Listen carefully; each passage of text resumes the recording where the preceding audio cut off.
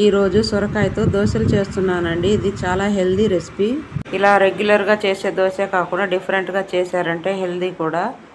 ఒక గ్లాస్ నీళ్ళు వేసుకొని ఓవర్ నైట్ ఇలాగే నానబెట్టుకోవాలి.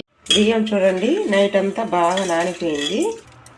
బియ్యాన్నంతా మిక్సీలో వేసుకోవాలి. ఈ సొరకాయ ముక్కల్ని కూడా మిక్సీ పట్టుకోవాలి. మెత్తగా మిక్సీ పట్టుకున్నాను. ఇప్పుడు దీన్ని ఒక బౌల్లోకి వేసుకుందాము. ఒక ఆనియన్ వేసుకుంటున్నాను పెద్దది, కొత్తిమీర, సన్నగా తరుక్కున్న పచ్చిమిర్చి ఒక ఇంచి అల్లం, సాల్ట్ కొంచెం వేసుకోవాలి. ఇందులోకి ఇంకొంచెం వాటర్ వేసుకొని ఈ క్వాంటిటీలో నీళ్ళు వేసుకొని కలుపుకోవాలి. రవ్వట్టు మాదిరి. సెంటర్లో ఫ్లేమ్ ఉంటుంది కాబట్టి సెంటర్లో త్వరగా కాలిపోతుంది. అంచుల వెంట పిండి పిండిగా ఉంటుంది. అంచుల వెంట తిప్పుకుంటూ కాల్చుకోవాలి. చూడండి, రవ్వట్టు మాదిరిగా పలచగా కాల్చింది. ఎంత క్రిస్పీగా గోల్డెన్ బ్రౌన్ కలర్లో ఉందో. క్రంచీగా చాలా చాలా బాగుంటాయి. తప్పకుండా ట్రై చేయండి. చాలా ఈజీ రెసిపీ కదా, టేస్ట్ కూడా చాలా బాగుంటుంది. Thank you for watching.